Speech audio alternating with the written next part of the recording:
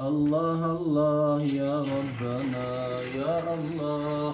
Allah Allah ya Rabbana ya Allah.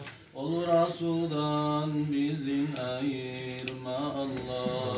Allah Allah ya Rabbana ya Allah. Allah Allah ya Rabbana ya Allah. Allah Allah ya Rabbana ya Allah.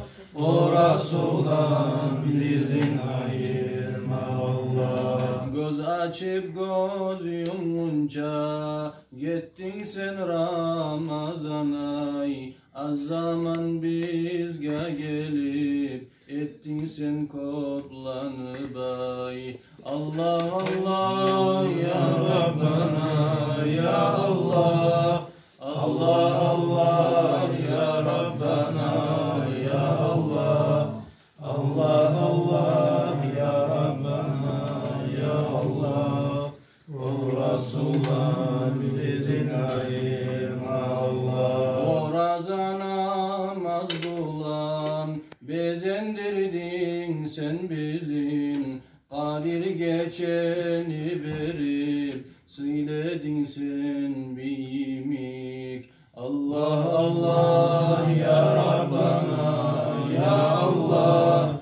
Allah Allah ya Rabbana ya Allah. Allah Allah ya Rabbana ya Allah.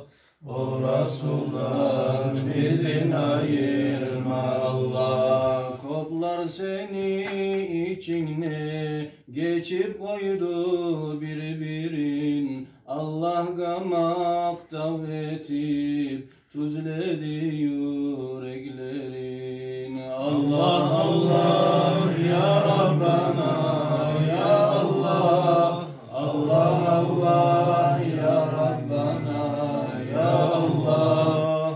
Allah Allah ya Rabbana ya Allah. O Resul'dan bizim ayırma Allah. Biz ki sağa yoluktuk, nasip etip yesi biz. Ama koplar olmadı, accal hukmusu yetip. Allah Allah ya Rabbana ya Allah.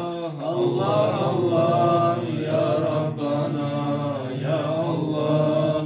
Allah Allah ya Rabbana ya Allah. O Resul'dan bizim ayırma Allah. Halimuna getirsin bizim yalnızda koyup.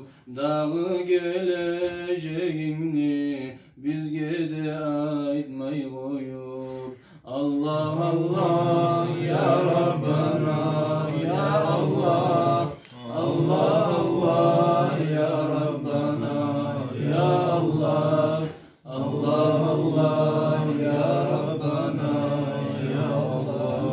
O Resul'dan bizim ayırma Allah. Sen bizi yalnız koyma, şefaat etmey bizge. Kıyamet gün mahşerda Allah'dan geç teptile. Allah Allah ya Rabbana